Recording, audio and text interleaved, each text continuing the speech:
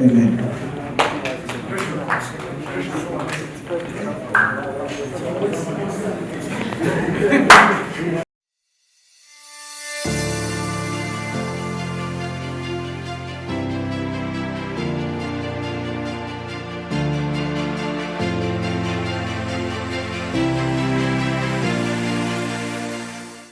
Saya mau koresheje iyo ndamukanyo Imana bamumisha kugira ngo gahunda zacu zitangire neza. Nikodemu aho yatumiye ngira umugisha wo kuyoboza ikiganiro n'abanyamakuru. Rero ndagira ngo twubahe Imana yicaye bararuke hanyuma dusenga. Data mu izina rya Yesu turagushimiye ko ubaje kugira icyubahiro mu mitima yacu. Turagushimiye ko utugiriye ubuntu ni ukuri tukabona aya mahirwe adasanzwe tukaba turi muri iyi hoteli twese turi bazima kugira icyubahiro. Tugiye mu kiganiro n'abanyamakuru, reka mwami ibivugirwa hano byose bibe kugurisha icyubahiro. Reka ntawe twebwe izina ryawe ry'icyubahiro. Mwami ndasabira abari hano ndetse n'abanyamakuru, mwami ubaha umugisha yaba bagiye kuvugira hano, ubaha icyo kuvuga. Ni ukuri reka ibyo bagiye kuvuga bizane impakiti ku bazabireba, ku bazabyumva n'abazabisoma. Mwami icyo byose uzi kuba ikiganiro cyiza kirimo peresansi yawe kuva ubu ngubu dutangiye kugeza dusoze. Tusabe twizeye izina rya Kristo. Murakoze cyane. Munyemerere rero tutangire kandi turabisegura n'uko twakererewe. Ntabwo ari impamvu zacu ahubwo ni impamvu zitandukanye tubiduhe imbabazi. Ntatinze rero ndagira ngo twakire umuyobozi wa MIE atugezeho gahunda y'uyu munsi ndetse n'impamvu yaduteranyije. Nyuma yaho turaza kugira umwanya wo kwakira kugira ngo mubaze musobanuze ibyo basobanukiwe ku bijyanye n'iyi gahunda ya avamanche dufite ku wa gatandatu. Hanyuma nyuma yaho turaza kumva abaterankunga batandukanye dufite aha ngaha, tukanabashimira cyane turi kuri Samsung 250. Tubashimira kandi na Rwanda Forensic Laboratory. Turashimira na High Coffee turi kumwe nabo uyu munsi ndetse n'abandi by'umwihariko kandi yaduhaye aho dukorera uyu munsi, abo bose bari bamugisha. Reka rero niba mubiyemereye nakire umuyobozi wa MIE atubwire impamvu yo gahunda uyu munsi. Nyuma yaho turakurikiza gahunda ireme Kinyarwanda. Murakoze. Mbere y'uko ngira ibindi mvuga, munyemerere mbanze nisegure ku itangazamakuru mwese, kubera ko si byiza gukora tudakoreye ku masaha kandi nitwe twayishe kubera impamvu turimo zo gutegura igitaramo zitoroshye, ariko tugomba gukora kikagenda neza. Twihanganire babyeyi. Impamvu nanjye ndi umunyamakuru njya muri press conference gakererwa ndababara. Rero nimba mugenzi wanjye byamubayeho ni byiza ko mbyibuka nkabiheraho nkamwiseguraho. Kandi nanabizeze ko muri iyi event umunyamakuru agomba kubona treatment nziza kugira ngo atangaze inkuru nk'uko abyifuza.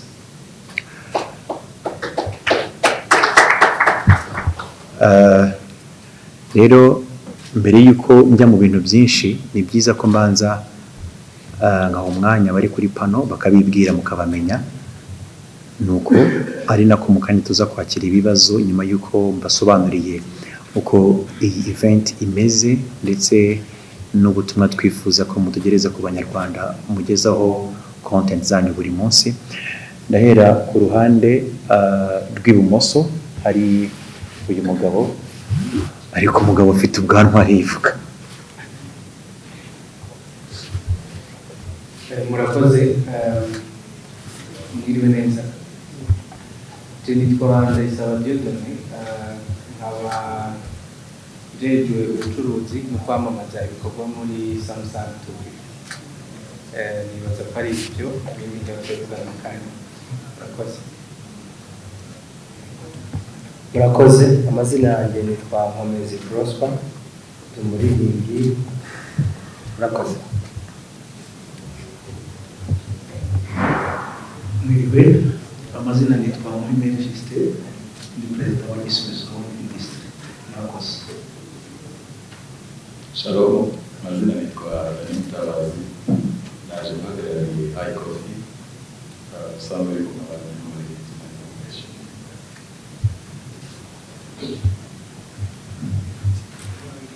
murakoze, amazina ni Dorcas, nanjye muri Murakoze,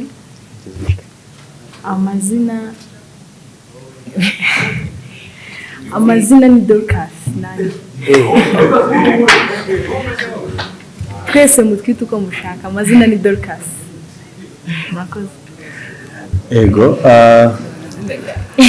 impamvu ni n'ikibazo twifuza kutaza gusubiriza ahangaha, twifuza ko byasubizwa mu gitaramo. Kuva iri tsinda ryaboneka rimaze kugira indirimbo nyinshi zikwiza album, ariko hakomeje kugaragara icyuko kubatandukanya bigora. Mu buryo bwo gukemura rero iyo confusion, turashaka ko izakemukira mu gitaramo bitari muri press conference. Umuntu arivuga bati uratubeshye cyangwa ntutubeshye, mureke bizabere mu gitaramo, mutere abantu amatsiko nyine bazaze babisobanukirwe. Icyo ni kimwe mu kizabera mu gitaramo. Rero igitaramo kiri mu ijoro rya Noheli, ubaze uhereye ubu harabura iminsi 3 ituzuye. Tunashimira cyane abafatanyabikorwa barimo itangazamakuru, bakazamo Samsung 250, hakazamo Rwanda Forensic Laboratory, hakazamo High Coffee, hakazamo Imena Softech n'abandi batandukanye bifuje ko iki gikorwa cyaba igikorwa cyiza. Na album yitwa Nahawe Ijambo, wenda ndayisobanuraho gatoya mu kanya muze ko baza abahanzi babasubize kuko ni yabo ntabwo ari yanjye. Na album yitwa Nahawe Ijambo iriho indirimbo 9, ubu hamaze gusohoka 8, ariko umwaka utaruzura cyangwa se igitaramo kitaragera hari nubwo iya 9 yasohoka. Iyi ndirimbo ya 9 yitwa Isaha, bivuze ko ari indirimbo y'isaha 9. Kuvuga impamvu izina ryayo rya kabiri ari Isaha 9 nuko indirimbo bwayo yitwa Isaha kandi ni iya 9 kuri album, ni nayo nyine ifunika album. Abazi ibijyanye n'amateka ya Yesu babasha kumva neza Isaha 9 ku buzima bwa Yesu ikivuze. Tukiri aho ngaho nakubwira ko dufiteho iyitwa Nahawe Ijambo, ariyo yitiriwe album kubera ko hari amateka manini yindi nibivuze kuri Vestine and Dorcas, yewe sinabo gusa n'umuryango mugari w'abayizera Kristo ndetse n'abanyarwanda muri rusange, kuko twasanze bitakiri ko aba bana baririmbira abakristo gusa cyangwa se aba bahanzi. Sinaki kibita abana kuko icyo barakimbujije barakuze, impamvu mukanya bari bwivugire. Baragutse kuko usanga muri community nini irimo n'abamaze kugura amatika za mu gitaramo ntago ari abakristo gusa, harimo n'abayisilamu, hakazamo n'abarokore, hakazamo meme n'abakatolike bagaragaje ko bakunda inganzo yabo. Ni byiza rero ko tubaha umwanya bagakora mu buryo bwagutse, kuko nkeka ko n'ubundi nako nta nubwo ari bdanyeka, kuko nibyo Kristo yaje ku isi kugira ngo apfire umunyabyaha. Rero nimba umuntu yemeye kumva ubutumwa buri mu ndirimbo zabo, ni byiza ko tumuha umwanya akaza no mu gitaramo, tutarobanuye ngo harazamo umurokore, ngo harazamo umeze gute. Buri wese ushaka ko ukunze impano yabo aratumiwe. Nahawe Ijambo rero niyo yitwa album. Hariho Sibayari, hakazaho Simpagarara, hakazaho Ibuye, hakazaho Arakiza, hakazaho Adonai, hakazaho Papa, hakazaho nzakomora. Impamvu navuze ngo isaha iyo ari yo yose iyi ndirimbo yitwa isaha yasohoka nuko n'ubundi isaha indirimbo yitwa nzakomora iri bwuzurizeho miliyoni views kuri YouTube no kuri streams zitandukanye, harahita hasohoka yitwa isaha.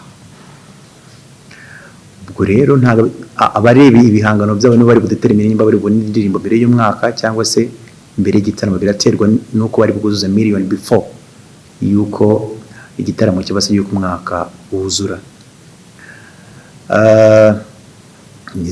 Hariyo nibagiwe? Yego, turashimira kandi Prosper Nkomezi wakunze kubana natwe ndetse akabifata nk'umutwaro akanabisengera, akatugira inama buri munsi kugira ngo igitaramo tuzakora cya mbere cya Vestine na Dorcas kigende neza. Nimubaza ibibazo bindi arabyisubiriza, ndetse dushimire cyane Gisubizo Ministries, tsinda rikomeye riramya ryemeye kubana na Vestine na Dorcas ku album yabo ya mbere kugira ngo bigende neza. Ngira ngo natanga umwanya rero ku banyamakuru bagenzi banjye bakabaza ibibazo bitandukanye, akaba ariho duhera babisubiza, ari nako ngira ngo nasubize ijambo Nikodemu. Murakoze. Urakoze cyane.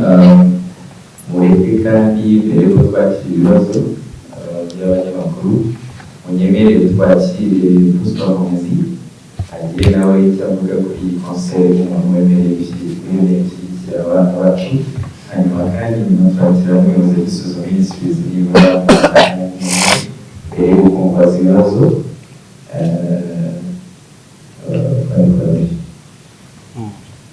Murakoze cyane. Nta kindi navuga uretse kwibutsa abantu no kubashishikariza kuzaza gushyigikira abakozi b'Imana Imana yahagurukije. Ni ikintu cyiza gukora indirimbo zigakundwa, ariko kandi bigira agaciro kanini iyo ukoze igitaramo cya mbere abantu bakakwitabira kikagenda neza. Rero icyo navuga ni uko imyiteguro barayikoze ihagije, natwe twarayikoze ihagije. Ndizera neza ko azaba igitaramo kidasanzwe cyane ko ari igitaramo cyabo cya mbere. Nabwira abantu bose batwumva badukurikiye ko ku wa gatandatu dukwiye kuza kubashyigikira. Abantu bose bahora bababwira ngo turabakunda. Uriya munsi rero nibwo dukeneye rwa rukundo kugira ngo turubagaragarize. Murakoze, Imana ibamugishe.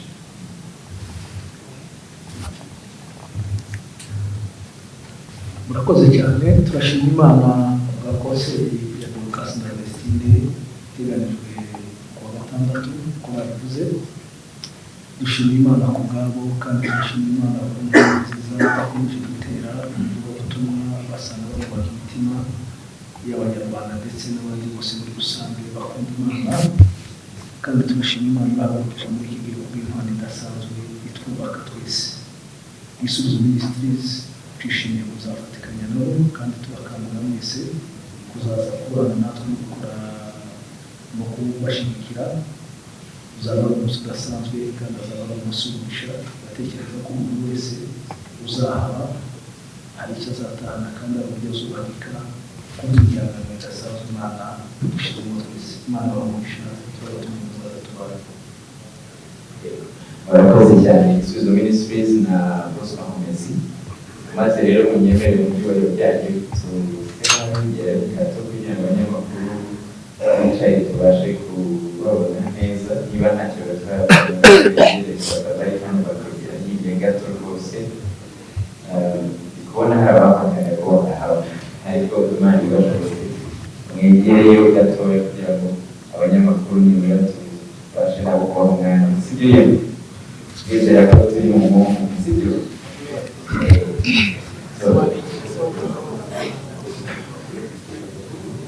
Twasabye kwihanganira nibura kamera n'ebyiri ziri hano zegereye byadufasha cyane. Imana ibamugisha. Moses arakomeza kubikora.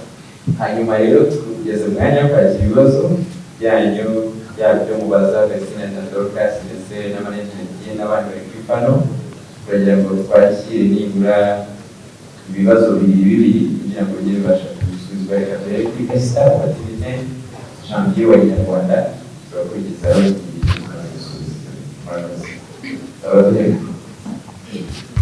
nitwa Dieudonné Manishimwe nkorera Ibijyanye TV. Ndifuza kubaza nka umuyobozi wa MIE niba ibintu bitatu wagendeyeho uhitamo Dorcas na Vestine. Icya kabiri ndashaka kubaza Dorcas na Vestine inyungu mumaze gukura mu kuririmbira Imana, cyane ko zitanga umusaruro amafaranga se cyangwa se ibindi. Nize inyungu zibashikije kuba mugiye kurushinga album nawe jambo, cyane ko ikindi kintu cya kabiri cya kubaza mu managinga gute fame, cyane ko bitorohera abana nkamwe kugira ngo mu managing fame ku ishuri n'ahandi. Ikindi kintu cya gatatu nshaka kubaza ni ikigendanye na kuki utahisemo umuhanzi wo muri ADP, cyane ko naho mubarizwa. Abakobwa barahari yatubwiye ko ikigendanye n'umugore muri rusange aricyo mwimakaje imbere, cyane ko nawe wetoringa cyane abana bagenzi abana cyangwa se Vestine na Dorcas. Ariko kuki mutahisemo umuhanzi wo muri ADP? Nanone ADP irabizi ko mugiye gukora igitaramo. Murakoze. Icyiza ni uko ibibazo turi kubisubiza hari amakamera menshi, bivuze ko bigomba no kugera kure, kandi tumaze igihe kingana gutya twifuza ko ubutumwa nk'ubu bugera kure. Reka mbere kuri icyo ngicyo cya nyuma cy'umuhanzi wo muri ADP. Reba neza kuri ino pano twicayeho, umbaye abahanzi bo muri ADP bayicayeho bari bangahe? Reka mbikubwire mutabara neza. Hari Dani Mutabazi, ni umuhanzi akanaba ahagarariye ikigo cyateye inkunga iki gitaramo. Nyine harageze ngo tumenye ko apresiye ibintu, harageze ngo nitubona umunyarwanda w'umuhanzi ari kuzamuka twe kuba abari bugende bakurura ibirenge ngo rajya yashaka umuhanga. Ntabwo iyo mico ikigezweho bro, kubera ko nibirangira umuhanzi w'umugospel atabaye Rwanda ambassador w'ikigo runaka, niwe bizarangira yibye. Nibirangira umuhanzi ukora gospel atagutse, muzavuga ko afite ubuntu bwo kubera ko ubukene butumye ahemuka, sibyo? Reka twumve ibintu bro, reka twumve tubone ibintu byongeye ku myemerere y'amadini ajya gufasha Vestine Dorcas, ahubwo nagende ku kintu kimwe. Ese mwereye kubita kubireba bikaba afite impamvu we zayibona barayifite. Kabiri, ibyo baririmba byamara iki abantu? Nsanga indirimbo yitwa Adonai bazabikwibwira muri community barimo, abo batabaye bagiye kwiyahura. Iyo badakora umuziki umuntu munsi yari gupfa, yari kwiyahura. Ntabwo bakoze indirimbo kubera ko ibyo muri ADP, bakoze indirimbo kubera ko iri mu butumwa bwiza. Abakoze kuri iyo projet barimo Santana, barimo Chris Easy, barimo New Bosco, barimo n'abandi batandukanye, simenya ko basinya muri ADP. Nyine tureke ibintu byaguke, niba tugiye kwamamaza ubwami bw'Imana kuri iyi si, ntabwo ari muri ADP, tugiye kubwamamaza ku isi yose. Na Yesu yabwiye intumwa ze ngo mugende mu mahanga yose mwamamaze ubutumwa bwiza. Ntabwo yavuze ngo mugende muri ADP. ADP, Zion Temple n'abandi bose bakora umurimo w'Imana turabubaha, kandi tuzakorana igihe cyose tukiri muri aka kazi. Kandi rwose iyo dutumye nivuga ngo murekere ntacyo tuzarenzaho. Gusa ibihangano bihembura imitima y'Abanyarwanda, bihembura imitima y'abemera, bihembura imitima y'abarushye bro. Uzumva indirimbo yitwa Adonai wumve papa, ndakubwiza ukuri izagufasha mu buryo bw'isengesho Dorcas na Vestine badahari. Icyo ni kimwe. Ngira ngo ibya ADP ni mazina cyangwa nkongera kandi okay hari ikindi nasubiza cyawe okay. Ikindi tubajije ngo kwiga no kuririmba tubonye mu gute hari igihe cyo kwiga iyo tugiye ku ishuri ibintu bya studio tuba tubishyize ku ruhande tukiga twaba tugiye mu kiruhuko tugakora indirimbo nyinshi zikazasohoka turi ku ishuri yego murakoze yego ku ishuri iyo turi mu banyeshuri ni ngombwa ngo ngiye ngo ndi wapi muri kimwe n'ibindi banyeshuri bose kandi ikindi ni guca bugufi cyane yego murakoze yitwa Fedi Musoni muri The Choice Live mukomere cyane bose yangaje abandi yego ikibazo cya mbere kiri kuri Irene uherutse gutandukana na Niyo Bosco mu buryo bw'ibikoranire bwa buri munsi imbaraga wamushyiragamo bivuze ko ziri reserve ugiye kuzishyira kuri Dorcas na Vestine barenge urwego bakoreragaho ibigiro hejuru cyangwa wenda urafata undi muntu uziba cyacyuho cyangwa se ziragumaho ziri nta n'icyo bitwaye ikibazo kindi kiri kuri Dorcas uvuze ko muba mu buzima bw'ishuri nta kibazo mufite uherutse gukora ikizamini cya leta feedback cyangwa se comment zaje ziri basic kuri umunyamuziki ko umuziki ubana nawo ubuzima bwa buri munsi usubiye ku ishuri ingaruka z'amanota ntabwo zabaye ikibazo ko ari umuziki cyangwa ababyeyi ntibavuze ko umuziki ari wo wakuyoboye ukujyana no ku kizamini like performance ntabwo zibarirwa mu muziki kuruta uko zabarirwa mu kuba umuntu usanzwe icyo kibazo umunyamakuru wa The Choice witwa Fred akaza neza mu rugo ni sawa cyane Niyo Bosco uzanamubaza azabikubwira ninjye wamwise music machine kuvana imbaraga ngo namushyiragaho ngo nizo njye gushyira kuri ba Dorcas Niyo Bosco agiye ba Dorcas barakoraga atanahari baracyakora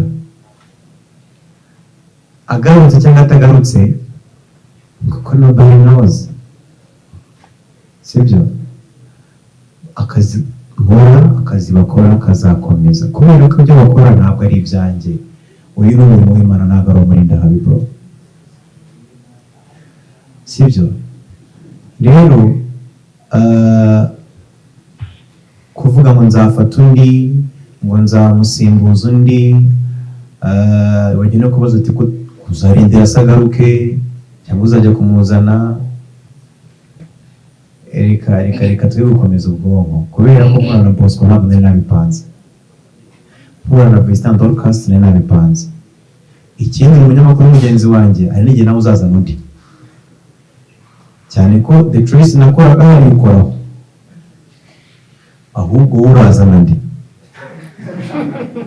ndakomeza ntegereza uzazana nanjye ngufashe tumupushinge burya impamvu mvuga ibi ngibi bro dukoranye bigenda neza dukoranye like we build industry ikaba nini kurusha ko nyine tubana turi abantu bavuga ngo mama se arabigenza ati mama se aragiye uye no reka dufatanye bigende neza iyi event yitwa nahawe ijambo ni byiza ko duha ubutumwa abantu bw'uko imitima yabo yakongera ikaba mizima ni byiza ko tubwira abantu ko abari bihebye bakongera bakomoka ni byiza ko wa muntu uri kuvuga ngo njyewe ibi bintu ndabivamo nk'uko message za benshi zambwiraga ngo n'ubundi byihorere avuga ngo simpagarara ndakomeza uko byagenda kose ni byiza ko twizera Yesu tukavuga ko ari ibihe byo kwizera, tukamenya ko kandi akiza, twarangiza tukamwita Adonai, isaha yagera akadukuraho umwambaro w'igisuzuguriro. Be blessed.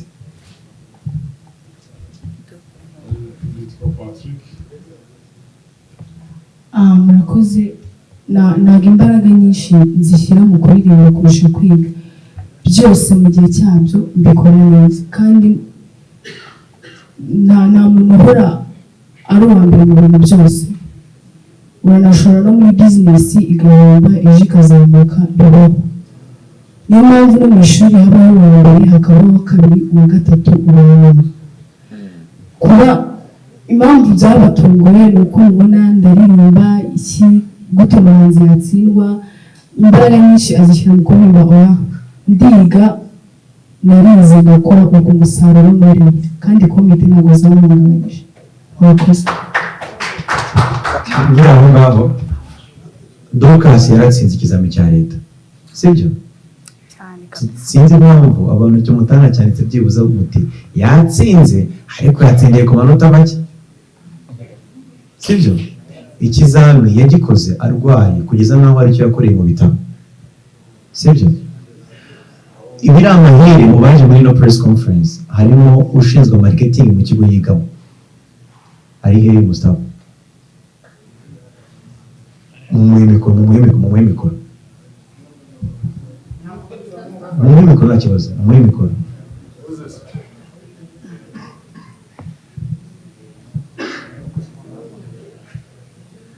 Ikibazo mubaza ni kimwe cyonyine, ubu ko n'ubundi umuziki yakoraga kiwukora, ese aratsinda cyangwa aratsindwa?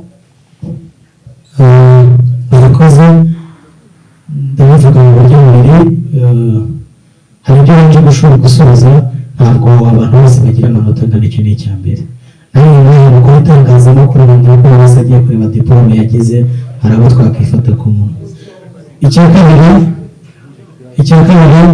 ubu ngicyo nzi cyo nuko baratsinda bose biga mu kigo cy'ishuri kimwe cyitwa ITS Kigali giherereye hano i Gasogi. Rero umwana cyangwa n'intangarugero kuri display. Icya kabiri ni abana bakunzwe mu kigo nyine, of course n'ababyeyi n'abandi bantu bishimira ko abana bari bazwa muri icyo kigo. Rero ngira ngo ntacyo gushidikanya ku bijyanye n'imyigire yabo kuyihuza n'umuziki, ahubwo bafasha abandi bana guteza imbere impano zabo. Arakoze. Rero mureke turenge ibyo bintu bro, mureke turenge kumva ko umunyeshuri atakora umuziki ngo bikunde, byakunda. Impamvu bavugwaho kuva mu mateka y'u Rwanda yabaho, niyo groupe ibayeho ikora gospel kandi ari abanyeshuri, sibyo? Sinzi impamvu twumva ko ibintu bitarabaho bitakunda. Byakunda kuba biga bagakora umuziki, bakagirwamo bwiza, bagasenga, byose birashoboka, kubera ko Imana ishobora byose niyo bizeye. Murakoze. Nitwa Patrick Delfeteina, kuri Big Town TV. Igeze amahirwe ntabwo tukumva bada. Nitwa Patrick Delfeteina, nkora kuri Big Town TV. Mfite ikibazo cya mbere mbaza muri Samsung 250. Ahubwo rero kugira ngo wa mufungo w'abanashyizemo ariko babashe no kuvuga tubumva uko bimeze. Telefone yanjye yagize ikibazo, muramfasha.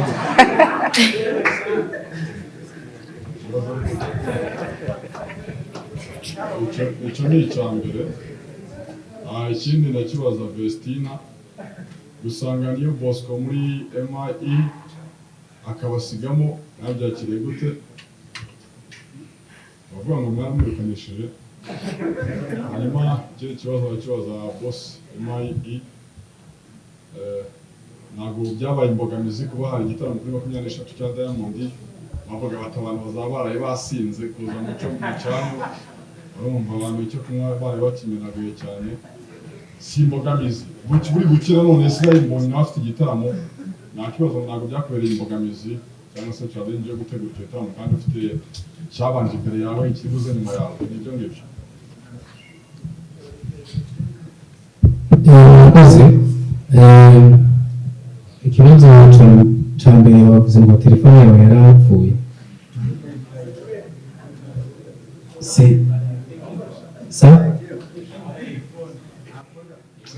Nta telefone oya nasubirire mu wenyine yavuze ngo telefone yanjye yarapfuye. Telefone yanjye yagize ikibazo ubu nta telefone mfite.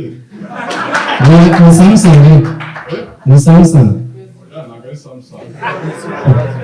Ariko ikibazo cyanjye ati nari maze kwisi mbona ama promotion yanjye yuko mufite ama discount. Umuntu agenda nishyura gake gake. Icyo kibazo icyo cyiza cyane. Ni ukuvuga ngo muri Samsung 250 muri Samsung 250 turahari dusanzwe turi muri business yo gucuruza amatelefone n'ibirenze ku matelefone ibijyanye na elegitoronike byose, ariko ngibyo ndaronka umwanya wo kubigaruka ko reka manzi nishyura umuvandimwe afite ikibazo cya telefone. Hari uburyo bwinshi wabonamo telefone muri Samsung 250 kandi ni uburyo bworoshye.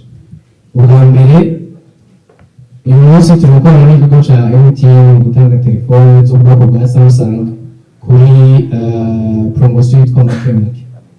Ni ukuvuga ngo icyo usabwa ni ukuba ukoresha mobile money gusa, noneho ukaza ugahitamo iyo ushaka, hanyuma bakakubwira ngo uzishyura amafaranga runaka buri kwezi. Ushobora kwishyura mu mezi 6, ushobora kwishyura mu mwaka cyangwa mu myaka 2, ni ukuvuga amezi 6, 12 cyangwa 28. Urumva yuko hari amahirwe menshi yo gutunga telefone ya Samsung. Niba ufite ikibazo cya Samsung na cyane ko uri mu itangazamakuru, nibaza yuko ari kimwe mu bikoresho abamenyesha amakuru bakoresha cyane kurusha ibindi. Hari telefone zikomeye zagufasha gukora umurimo wawe neza kandi uriko uzishyura buke buke. Nibaza ko ico ndagisubije neza. Urumva niba ufite mobile money usanzwe uyikoresha, historique yawe iragena agaciro ka telefone uri butahane. Niba mobile money yaraciye amafaranga menshi uratwara telefone ihenze, nimba yaraciyeho makeya amatushu urayibura.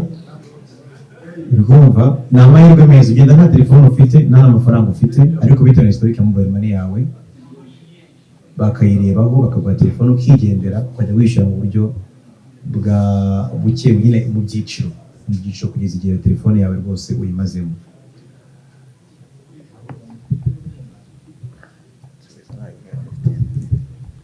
Murakoze kuba twarasanze Bosco muri MIE akayidusigamo.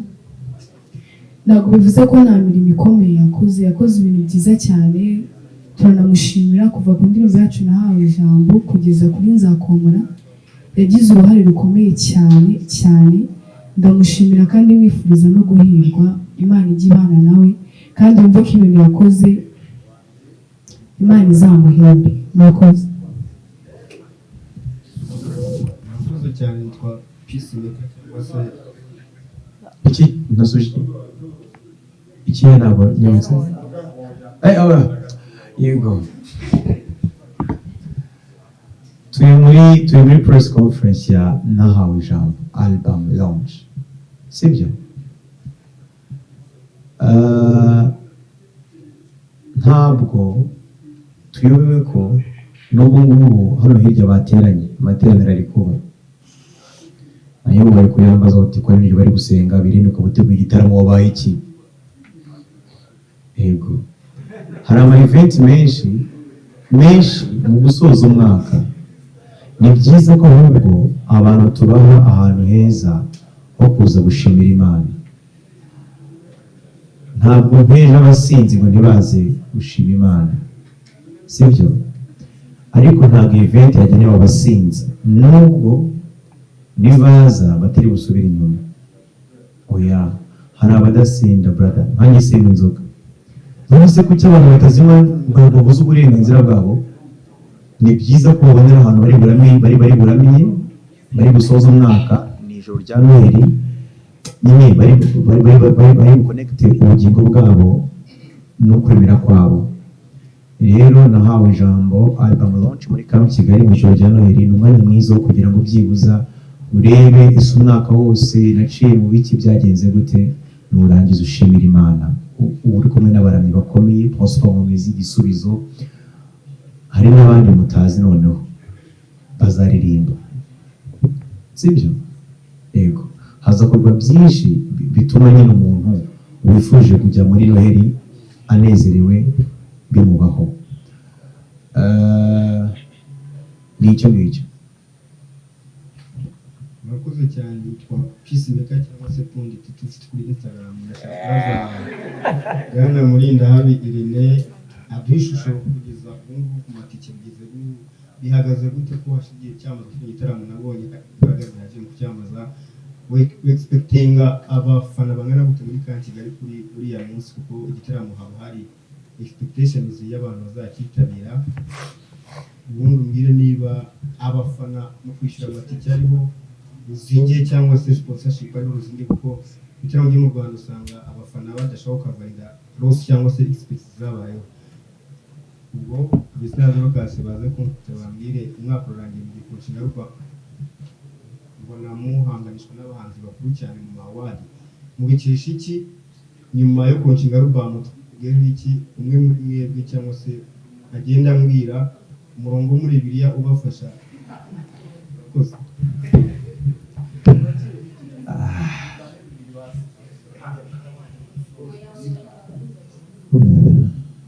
Reka tugerageze ducuruze uburyo mwete nyamuneka. Murakoze. Yego. Nitwa Venker Mahoro, ndi umunyamakuru wa Igihe. Ndashaka kubaza groupe ya MIE Prayer. Abakobwa bakuriye muri korali ya Goshen, ariko ntabwo twayibonye kuri afishe bazatura mu gitaramo, cyangwa se niba hari na surprise dufite mu gitaramo bavuye muri Goshen, kumaza kutubwira. And kuki mwahisemo nahawe ijambo kwitira album kugira ngo izindi ndirimbo cyangwa se ibikorwa byabaye kuri Vestine na Dorcas? Murakoze. Mu bibazo byose mbisubize mu gisubizo kimwe dutahe.